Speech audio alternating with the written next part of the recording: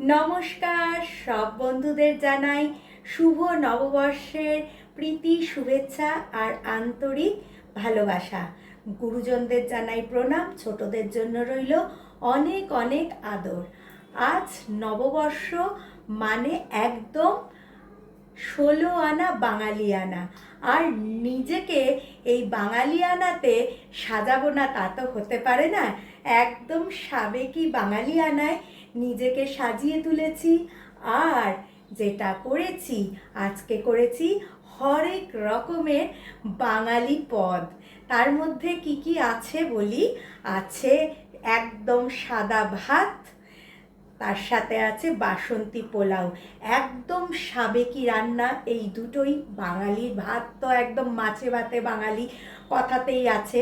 তার সাথে আছে ভাজা মুগের ডাল, আছে ৫ রকমের ভাজা। বাঙালি মানেই, সাবেকিয়ানা মানেই ৫ রকমের ভাজাটা কিন্তু একদম লাগবেই লাগবে। তার মধ্যে মাছ ভাজা তো একদম থাকতেই হবে। আছে পটল ভাজা, আলু ভাজা, আর আছে ঢেঁড়স ভাজা, আর সাথে আছে পাঁপড় ভাজা। আর যেটা বাঙালিয়ানার একদম মাছে ভাতে বাঙালি, যে মাছটি একদম সবার মুখে হাসি ফোটায়, সেটা হচ্ছে এই যে কাতলা। কাতলা মাছের কালিয়া, একদম সাবেকি রান্না। আর আছে আর একটা বাঙালি রান্না, গলদা চিংড়ির মালাইকারি। একেবারে সেই পুরাতন যুগ থেকে চলে আসছে এই রান্নাটি। আর আছে মুরগির কোরমা। এই কোরমাটি কিন্তু পোলাওয়ের সাথে একটা আলাদা আমেজ এনে দেয়।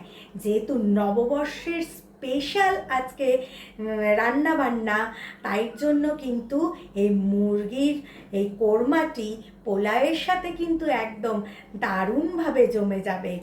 আছে আমের মিষ্টি চাটনি। উফ, বাঙালির হেসেলে আজকের দিনে আমের এই চাটনিটি থাকবে না তা কিন্তু হতেই পারে না। যতই খেজুর আমসত্ত্ব দিয়ে টমেটোর চাটনিটি হোক না কেন, কিন্তু এই নববর্ষের দিন এই আমের চাটনিটি কিন্তু একটা আলাদা বাঙালিয়ানাকে আলাদা মাত্রা এনে দেয়। আছে মিষ্টি দই, যেটা বাঙালির একটা ইমোশন বা জগৎ বিখ্যাত বলা যেতে পারে, মিষ্টি দই। আর আছে যেটা নিয়ে বাংলা উড়িষ্যার মধ্যে লড়াই। এ বলে এটা আমি সৃষ্টি করেছি, উড়িষ্যা বলে আমি সৃষ্টি করেছি, বাঙালিরা বলে আমি সৃষ্টি করেছি। সেই রসগোল্লা, বিতর্কিত রসগোল্লা জিত হয়েছিল কিন্তু বাঙালির। আর এই রসগোল্লা মানে এটিও তো আর একটা বাঙালির ইমোশন, জগৎ বিখ্যাত যে বাঙালির রসগোল্লা। আর আছে রসগোল্লার ভাই পান্তুয়া। তাহলে বলো তো, এই আজকে সুমিতার হেসেলের এই বাঙালিয়ানা থালিটি ১৬ আনা বাঙালি হলো কিনা?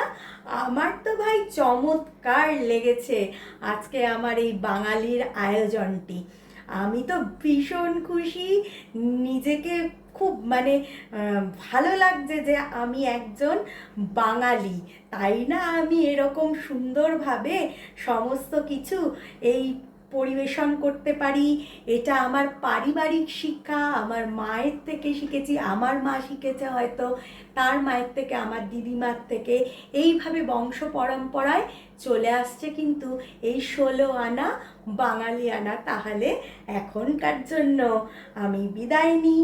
আমি এখন এই বাঙালি থালিটি একটু আরাম করে সাবেকিয়ানার সাথে একটু খাওয়া দাওয়াটা করি। তাহলে দেখা হবে আবার পরবর্তী কোনো ভিডিওতে। এখনকার জন্য নমস্কার।